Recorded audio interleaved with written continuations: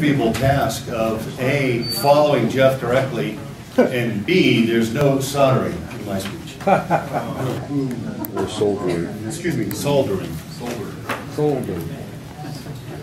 I'm here to talk about and announce the availability of the FRAM71B, which is a memory extension, replacement product from Hans Bruggemann in Germany. Cleverly titled, "Now you can cram even more RAM with Fram." It's code named Denver 2016. I was going to bring up Fort Collins, but I decided to leave it at that. We're going to go through a brief summary of what the classic FRAM71 is. It's 1 year old, so we're going to call it classic. And then the features of the new one, what was lost going to the new one, I'll call it the memory mapping model of the new versus the old, a sample configuration, a couple, just actually down one quick tip, pricing and how to order, and a few related items in the world of HPIL and HP71. Most of the detail here is not to be read to you. It's really just a lot of the bullets are just to have it on the record for people who aren't here and so forth. Recall, if you were here last year, the FRAM71 is a memory module which goes in the card reader port right here that provides 512, the original provided 512K memory, which is the amount of the entire address space of the 71B. The FRAM, which is non-volatile memory, could be configured as RAM or ROM, and in fact it was non-volatile in that sense that, for example, an IRAM port, if you did a memory loss, the IRAM port is still not lost.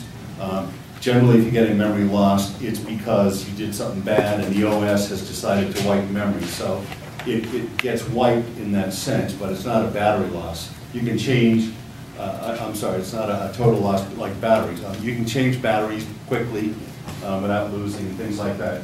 It also has some features that let you do things like plug in an alternate operating system. So if you have a 1BBB OS, you can download the image for a 2CDCC, which is the latest, and therefore it's like upgrading your ROM, but without having to use soldering irons and things like that. It also allows, yes? Will it show that newer version in the... Absolutely, yep. The machine is running that version. It doesn't know that it's running something else.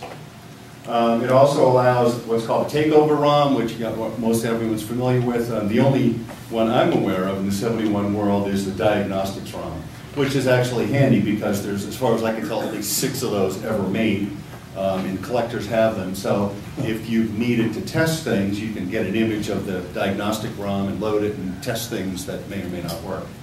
The best news, though, is that if you find ROMs that don't work, it doesn't matter because you can now load images using the Fram.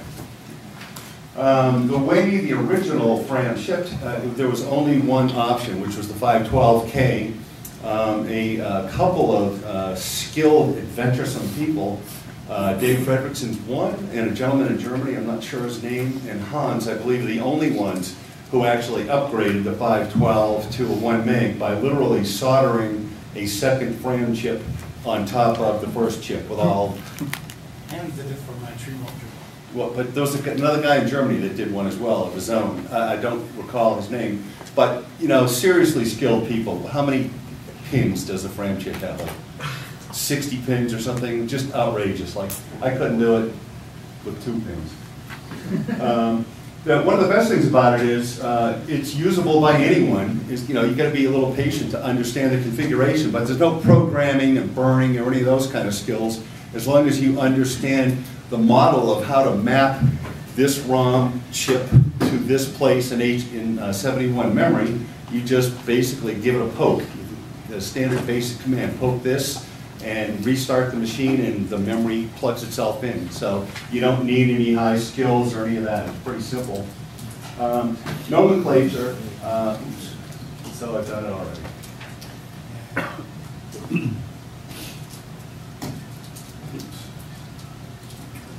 Right here, the initial, the core or the base 512 is referred to as bottom Fram because the chip was underneath the top Fram. So you'll see bottom and top terminology used all the time. Just think of it as really bank 1 and bank 2.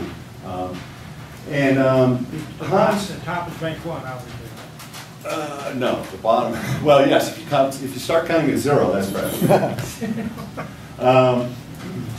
Hans' book or manual. The examples are all done explaining how to load ROM images and OS ROMs and all that by downloading via serial port. So you, on some other machine, you grab a ROM image by just picobyte, write it by picobyte, and put it somewhere, and then you read a byte, poke a byte, read a byte.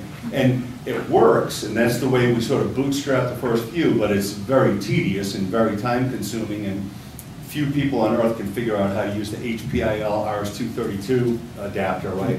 It turns out it's much easier and much faster to use the pillbox from Jean-Francois. It's just dead simple that way. And the new version that's coming out, the manual still has the old version, the way of doing it with the serial port. And I asked Hans, why not document the easy way that most people eventually will figure out how to do?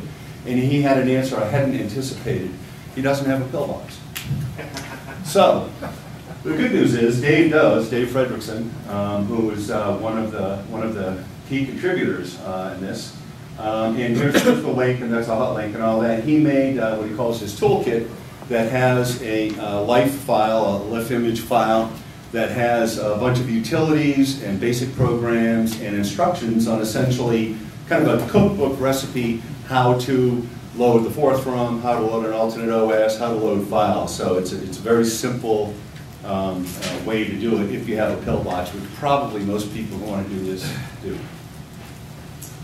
There were a couple of not well understood initially features in the classic Fram. The first one is what's called the HC ROM, hard config ROM. The fourth ROM and the 41 translator ROMs, chips, the modules, actually have two ROMs in them. One is hard configured, that when you install it in the machine, no matter what port you put it in, it hard configures into memory address E0000. And that was because that allowed it, the fourth inner loop and the interpreter in both of the fourth system, to run with absolute addresses, which just basically made its performance, I won't call it fast, but faster than if it had been done relocatable. But it also has a soft configured ROM component, which is the thing that you see in most ROMs. If you do a cat port 102 or 1.02, whatever, you see the various LEX files. And those are memory address independent because they're just part of the storage system. So these ROMs have two components, and there's a special feature in Fram that lets you initially load in the hard configured port into a particular one of the Fram blocks, and you'll see some diagrams in a minute. And then you pull a jumper and set a jumper, and it automatically maps that into the correct address. So it's kind of a special case ROM, which is needed because this is a special case ROM that behaves different than all the others, but it doesn't matter. It just works and just gets it out of the way.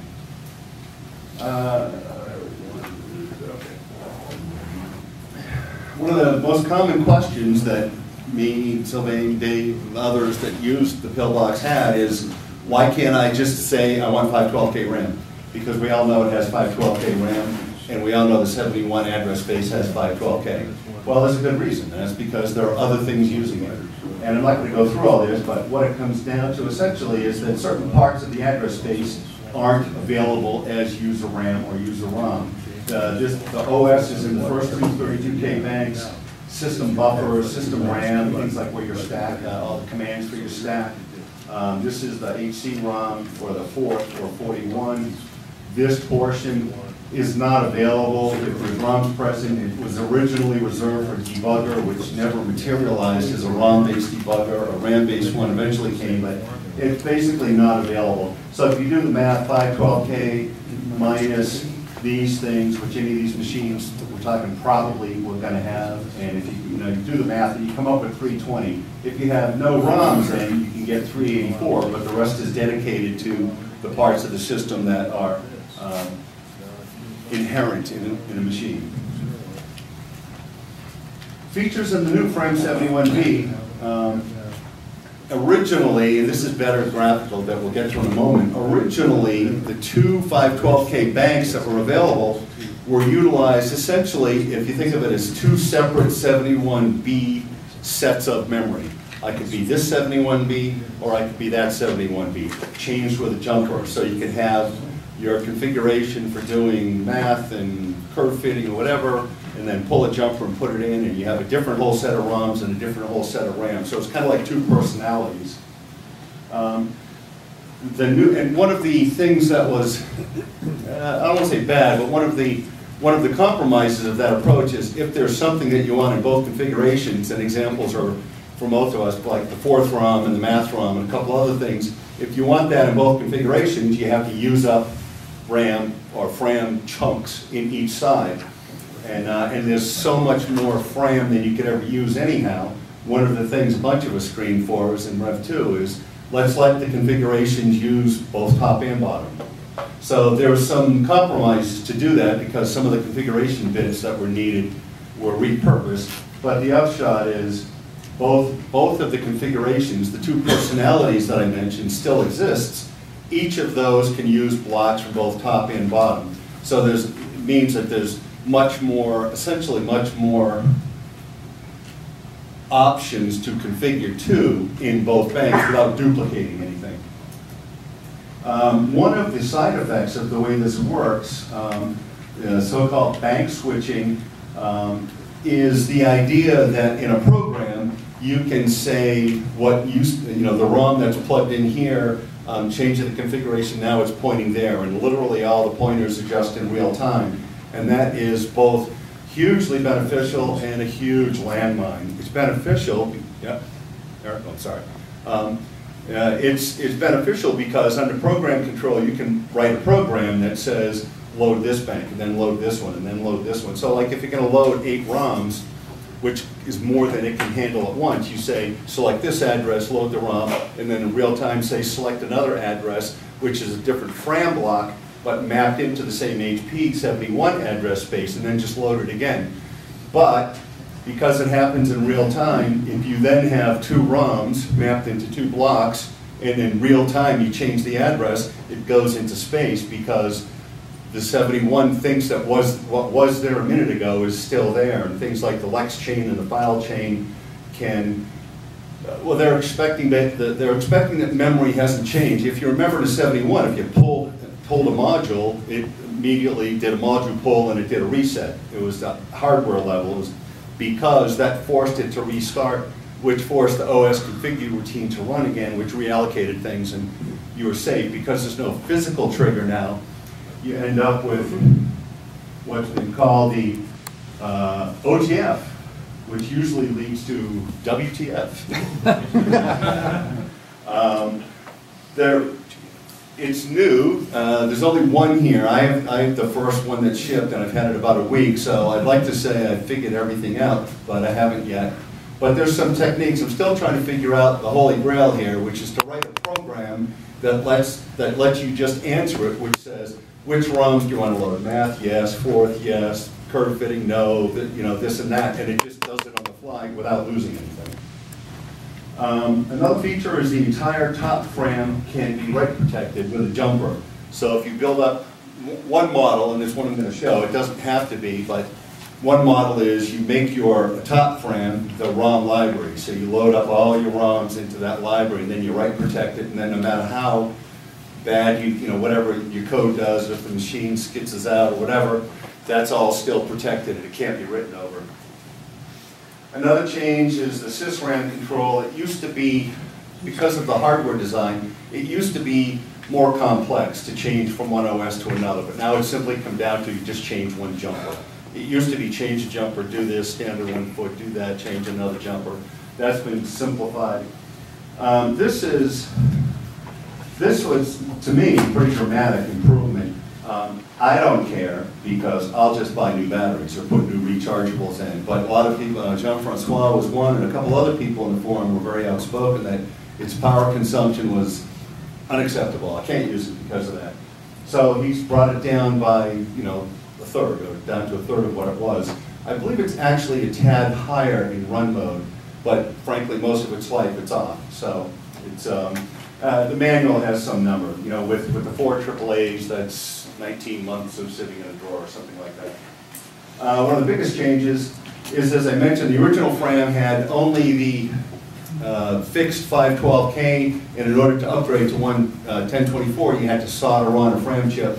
That has been changed, so now there's sockets and there's a data board that you can purchase. So if you get the 512 and later decide you want to upgrade, you just get it in the mail and plug it in and continue. As I mentioned before, to preserve the simple configuration process of just poking, there were a certain number of bits that are available for the various configuration settings. So in order to get things like being able to use both boards and other things that aren't interested at this level, a few features that were available in the classic Fram are lost. In my opinion, no loss at all.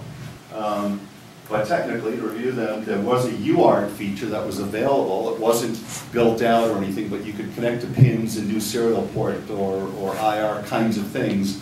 But I think Hans said not one person was interested. No one contacted him. No one asked for information. So that went away.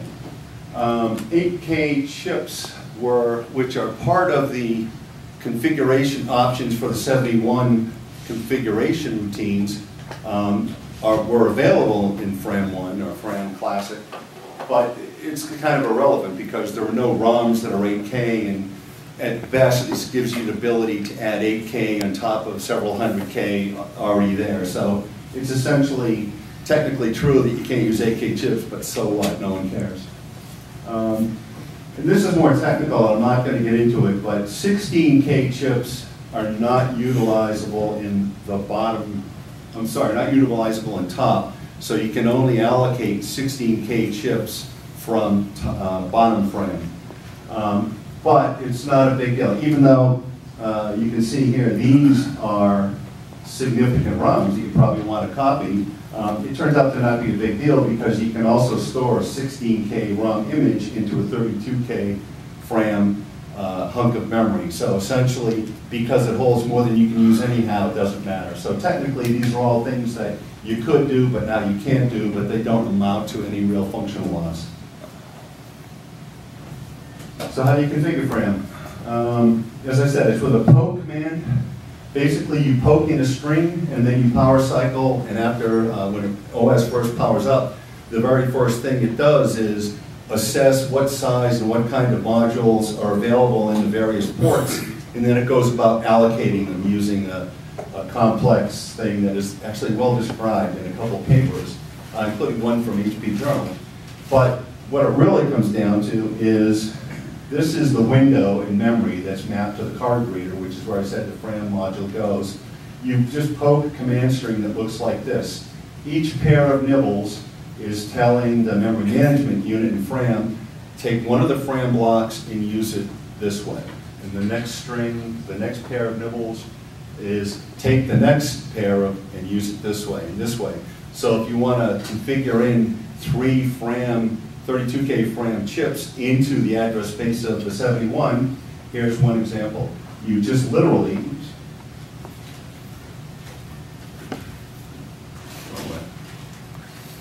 all right, when I was judging other speakers about using this, I was wrong. Told you so. So literally, this isn't just a placeholder example, this is a real example. Of the 2 nibbles, each pair specifies, not necessarily in the way you think and not necessarily in a simple way, but it is documented. It specifies the size and the type. Is it RAM or is it ROM? Is it one of several chips that make up a memory module, just like a 128K memory module for the 71 could be comprised inside of 432K chips. The same thing happens here. You're essentially designing memory modules at the memory module the way the 71 OS understands it, out of Fram chips. That's why there's this idea of this is one of several, or this is the last one, so that the memory manager understands. And also encoded in that bit mapping is this in top Fram or bottom Fram. So a simple example here, this is showing that just part of the code is each one means to use one 32K RAM chip. 9 is the same, but it means a 32K RAM chip, but it's the last chip in a chain of several.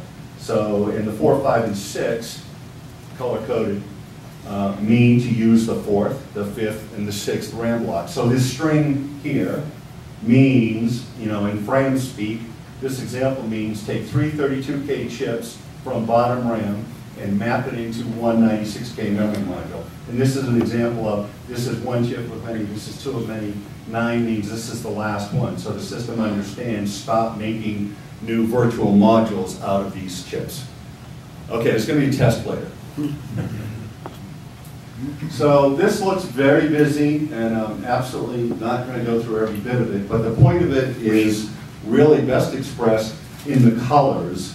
The point is, in the classic Fram module, this color is representing the OS, the memory space as seen by the native machine, this color here and this color here. Recall in the classic, there were two completely separate sets of configuration to take memory from the top Fram or bottom Fram. So this example shows,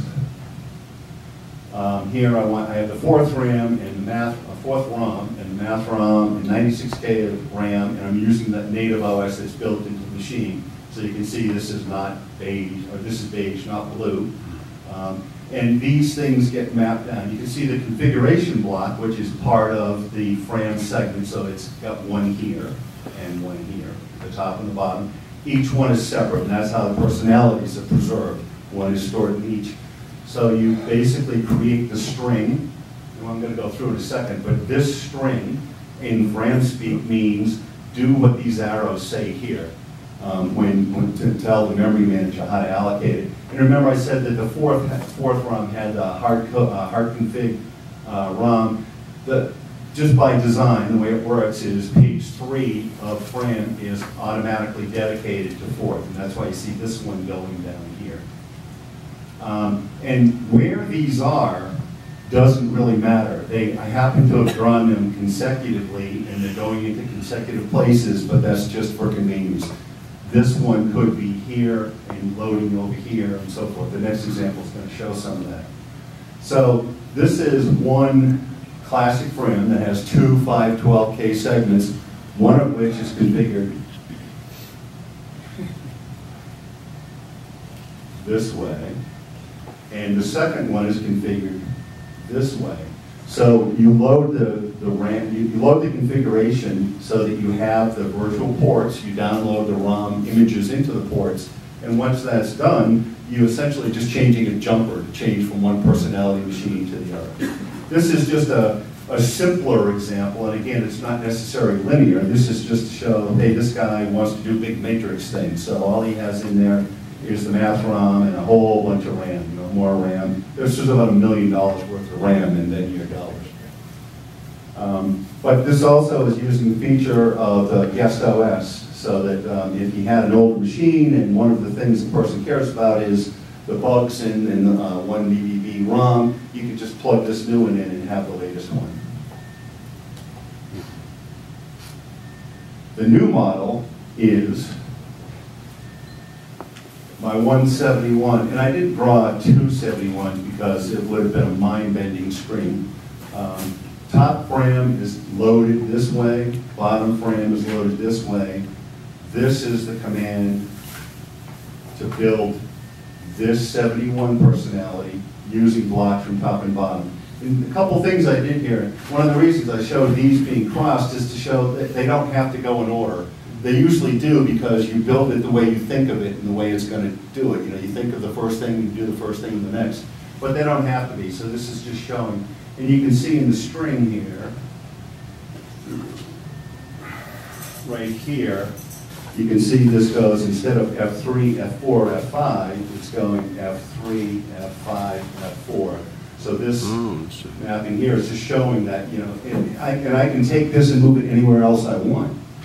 But keep in mind that the memory, not the memory, the OS configuration routines in the 71, there's very tedious rules of what they do it for good reason. It always allocates RAM first, and it always allocates the largest memory module before the next one. So you're not really telling it what address to put it in, you're really just telling it what mapping of things. So you can have RAM be your 5.00 chunk, and then a ROM and so forth. Get that section.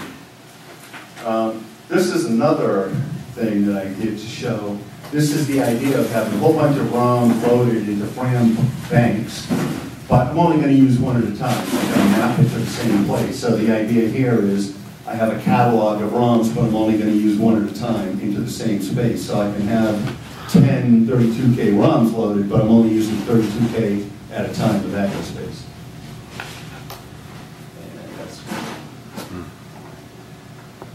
So here's a sample. Being greedy, I want my 71 configured like this. I want 128K RAM, 32K IRAM for Lex files and things, the fourth ROM, the JPC ROM, and the math ROM, and then one at a time.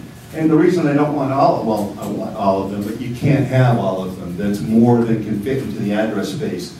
So these are the ones I use in my normal configuration all the time. JPC ROM, fourth ROM, and math ROM, I just think of as built in. And I'm really just plugging in the other one every time I want to see that the curve fitting ROM still works, kind of thing, because I don't do a lot of curve fitting. Other things you have to choose, they don't have to be these choices that I made, but you do have to choose when you're doing it. Remember I said this fits into the card reader port. The card reader port is port 5. So you have some control of, if I do catalog of all the IRAMs in the ports, is RAM first? Is IRAM next? Do I want fourth to come before one, or do I want... And there are reasons to do that, because you might have conflicting Lex files and things like that, so you might want to control it. But I just made some. I just want my RAM to be first. And it's not necessarily lower in memory or better or whatever. It's just a configuration choice you have to make.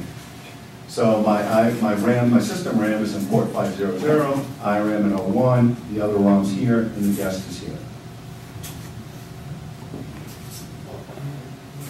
So this first step I'm not going to do because it's gory and techy. And the procedure is well documented in several places. It's just not of interest in a setting like this to go through it.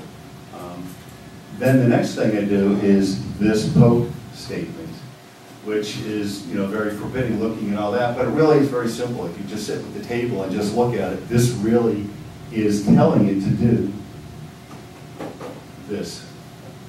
This right here, this is instructing it how to allocate the banks to do this. So the sequence is, I load this and reset the jumper. I poke this command and restart the 71. So it now comes up with those virtual memory modules in place. They're all architected, they're empty, and they're in fact, these ports are going to be, the ports 501, 502, and so forth, they're actually part of system RAM, because just like in a real 71, until you free the port, it's just part of RAM. So the first thing you do is free the ports. So by doing these commands, you're defining. Now I'm not controlling the size, because remember, what I assembled was virtual memory modules. So it's really just like juggling the sequence of the physical modules is sort of the metaphor. So because I said RAM is going to be in 500, I have to, that's a mistake. That's a mistake. 500 should not be freed. 501, 2, 3, 4, 5 should be freed. And after you do that, the first thing you can do, well, after you first turn on, the first thing you do is just immediately do a mem, and you're going to see 305K, which is the 128K that I've created, plus the built-in 17K, plus the 5 memory modules. After I do the free, you'll check it again and you'll see that they're allocated. And at this point, you can do mem port 501, mem port 502, or catalog, and they're there, but they're just empty because they're just like ports that haven't been loaded. And then you load the ports up. Like I said, in my case, I'm going to put a bunch of Lex files into the port, so you just copy Lex 1, copy Lex 2, copy basic program, whatever, there. Then you load the images from media on the pillbox or download from serial or what have you. You're essentially copying these ROM images into each one of the ports, including the last one. Remember I said I had a guest ROM? I'm just going to pick, I just happened to pick one, which is the empty stats ROM. So for my initial configuration, the first ROM out of that bank that I created, I have. But remember, I have these others that I want to be able to put in there. After I've loaded those, I then go back and give this command. And in this case, what originally were Bs, which is telling the memory management unit to allocate them as RAM, Now that I've loaded them with contents, by just changing the B to an F, it's telling the Fram controller and then the OS configuration that they added, the type. So the way you read this is type 0 is system RAM, type 1 is an IOM, type 2 is a ROM. So these are the things that we did. Remember I said I wanted 128K in port 5.00. That was just a oops in the 71 development. It really should say 0.00. And then the 4 built-in 4K chips. And then this is the HPIL module. And then the other module, 501, 2, 3, 4, 5. And this is telling you the same thing, except this is showing you what address these things are actually being allocated at. So the system RAM, you can see, is the largest block. I said earlier, the largest block that's allocated by the OS configurator at the lowest address, which is the 30,000 hex, followed with, and then that brings it up to 70,000, and then the 4K ROM, followed by the ROM. And there's a hole in that address space right between 8 and 9, because I'm only using 16K, but I used a 32K block, so it's essentially lost. I could go back and configure in another one, but this is already more RAM than I could ever figure out what to do with.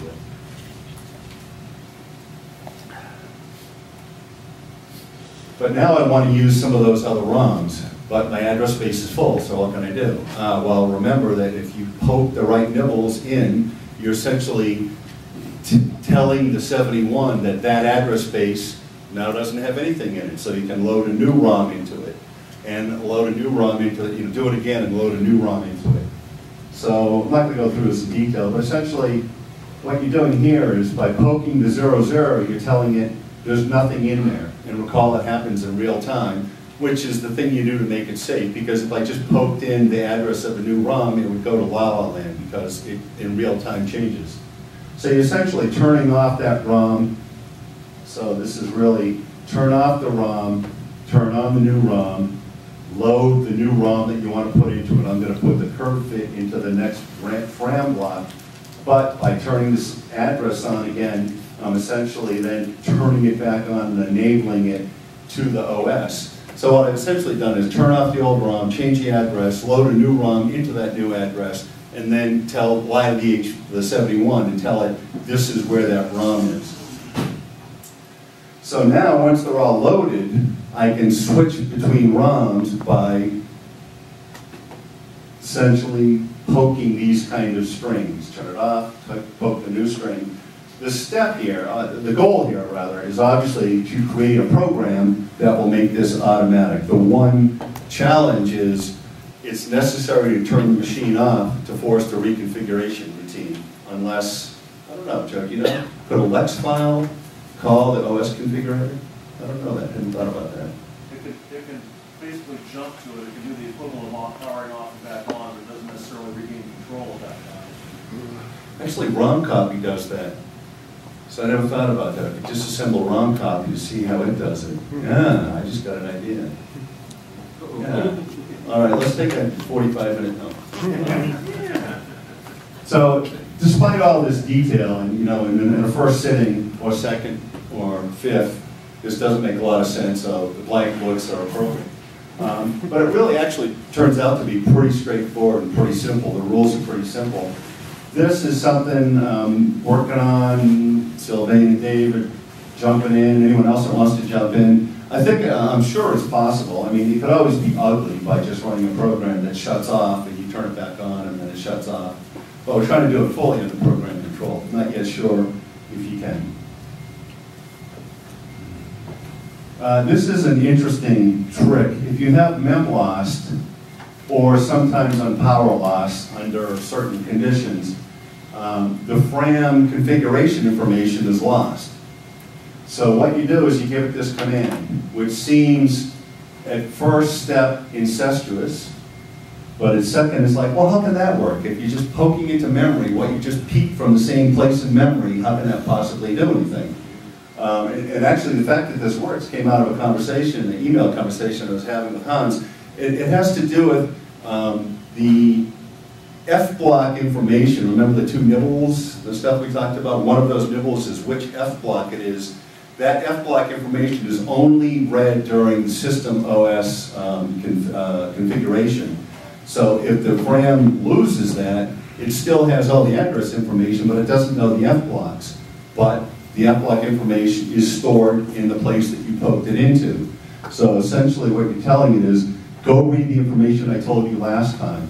And as long as that configuration was stable, and you know, it might not be because you're experimenting, but as long as you do that, this saves you figuring out what the heck that configuration string this long that you wrote down on a piece of paper that you no longer have. So you can just basically, with one poke command, you're right back to your configuration. I was really, really happy that I thought of something that the author hadn't thought of, so maybe not so much with you guys. Let me pause there. There's a few other things to talk about. That was it on, oh no, I'm sorry. Let me do that in another minute.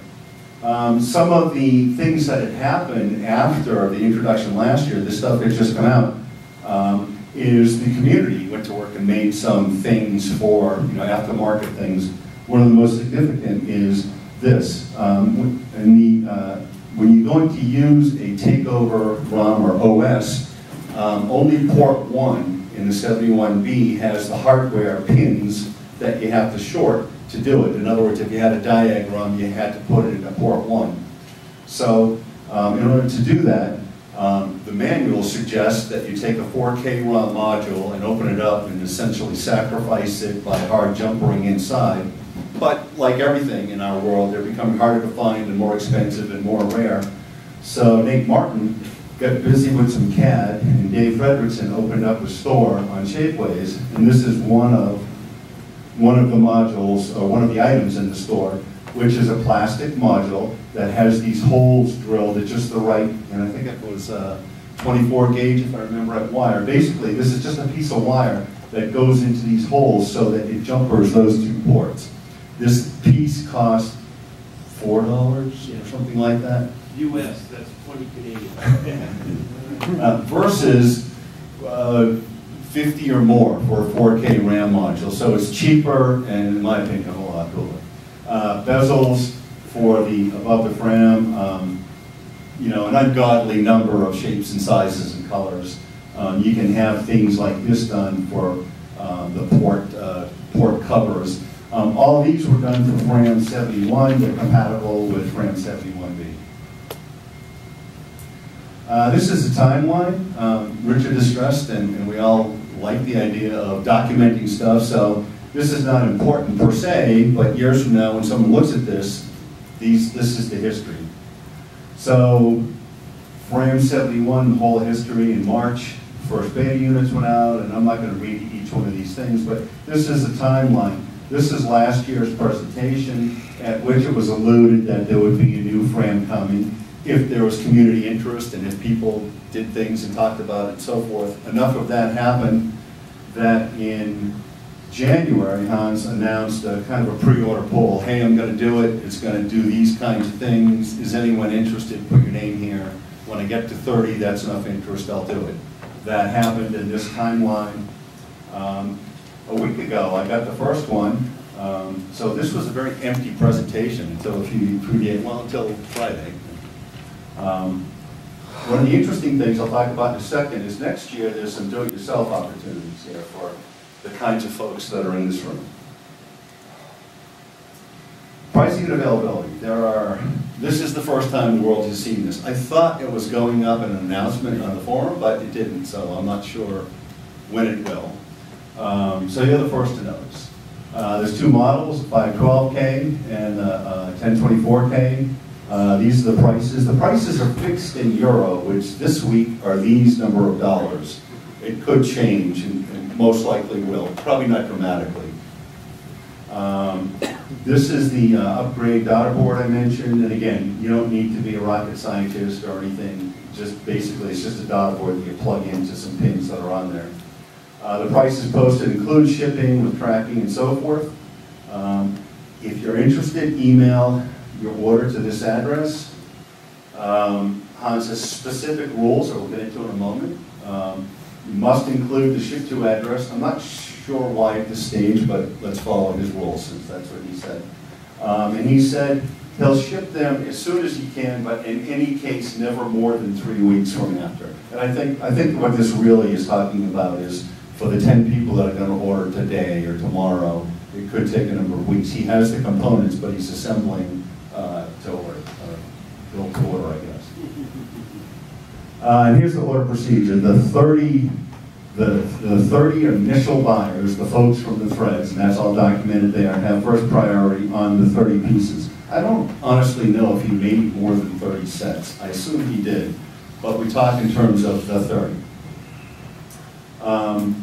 Get your order in. You have up until November 30th. That's called the first ordering window.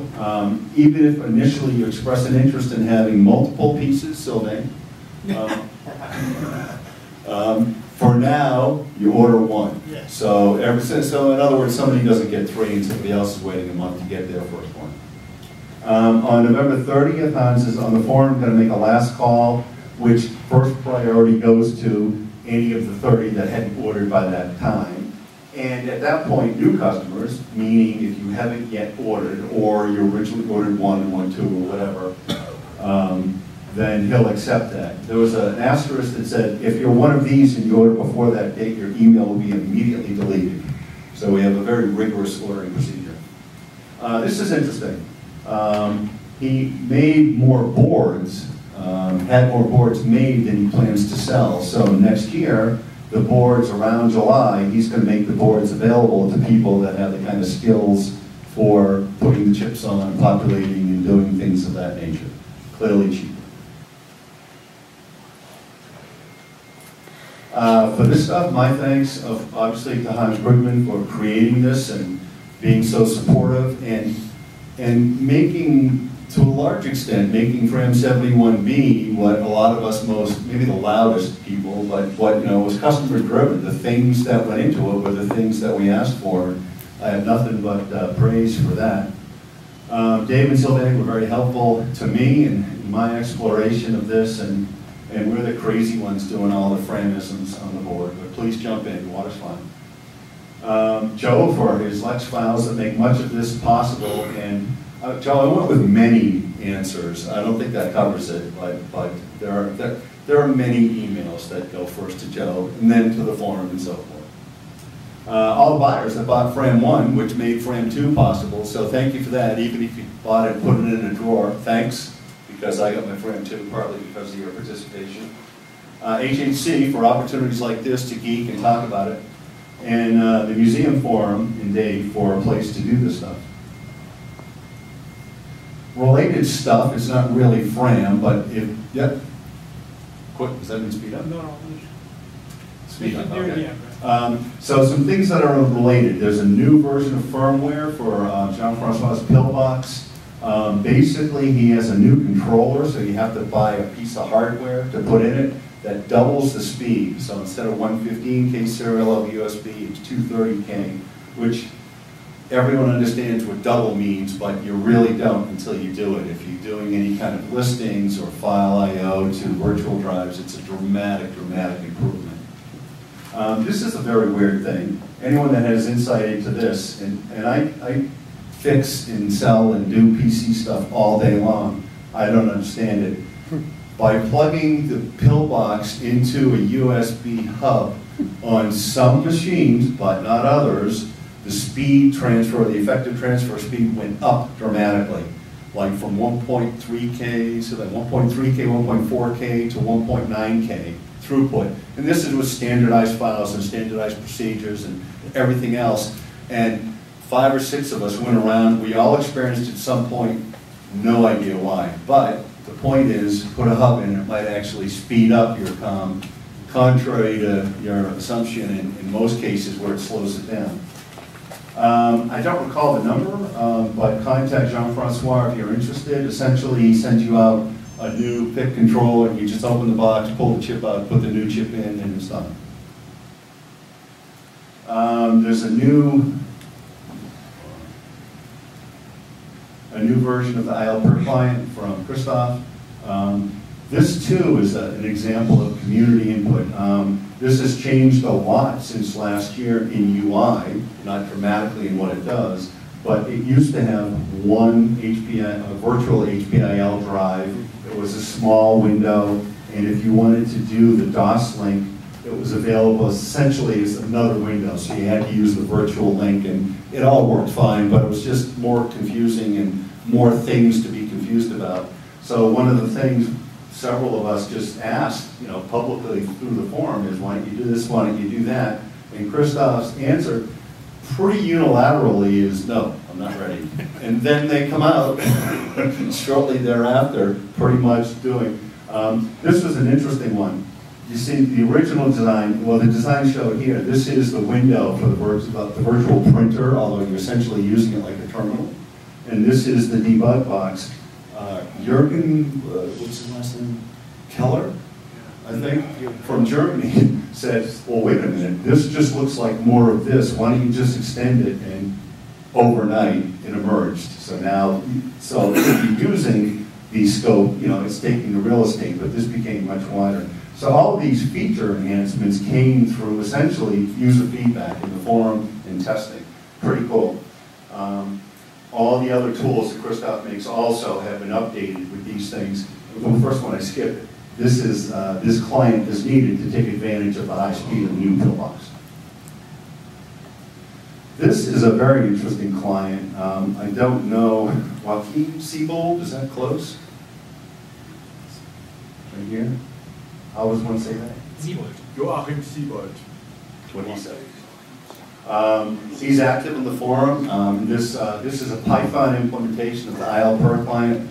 It does many things that the traditional IL/per client doesn't do. It lets you have N drives, 1 through 8 or more.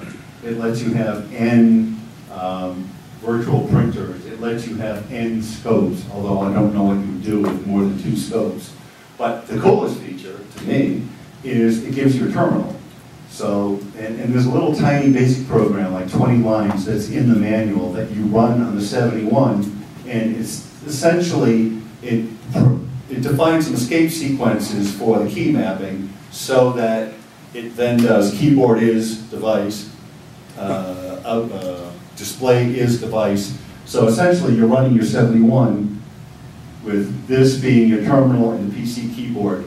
So it's a no-brainer. You just hook it up and run this little tiny program in your 71, and now you're using your PC screen and keyboard as your 71 interface.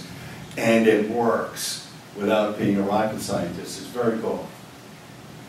He also has a series of lift file utilities for creating files and repairing broken ones and fixing headers, and they are also integrated into the UI here, so you install them both. This is free, this is Python based, and at first it seems very complex how to install it. I don't know Python, I don't know how to do this, but there's like one command that you give, it's like 20 characters long, and it just magically appears and works. And this is a weirdness that is very interesting. Everyone here knows Valentin Avil. He created a document, one of the 71B, 15 years ago, probably, thereabouts. I think it was originally published in data file.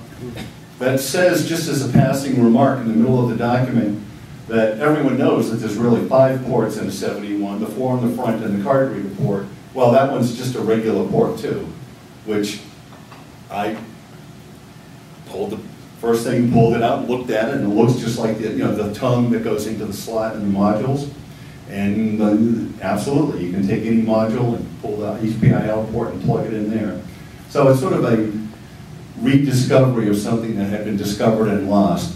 I don't know how useful it is, but it was most interesting that nobody remembered that. This is another very recent thing. Most people here that play with 71 are familiar with Christoph's EMU71 emulator.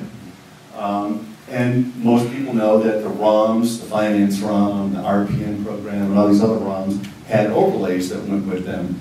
About maybe 2 years ago or thereabouts, there was some activity to let's scan those overlays so that everyone has high-res scans of the overlays if they want to print them and make them whatever. Well, one day Dave had an idea. Well, wait a minute, if I'm going to use the ROM in the emulator, why can't I use the overlay in the emulator? And it very quickly turned into a project. Matthias, everyone knows, has the HP Museum on his website, his amazing collection. He, because of what he does as a teacher, I guess, has some great camera, the right equipment for the right lighting and so forth. So he took some high-res images of many of these overlays and cropped them and got them just so the right geometry and scanned them, and then working with Christoph to do some tweaking of the KML. Essentially, when you load the ROM, you can now load the overlay onto the emulator.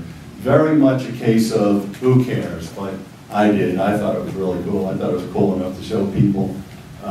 Probably won't solve the political problems in this country, but I thought it was a pretty cool thing to do. Well. And I made this slide before Sylvain said, yeah, okay, get off my back, I'll talk about it. So I won't say much other than to say the thing he's going to present next is really, really cool. Whether or not you're a 71 fan, check it out. Any questions? Thanks. Yep.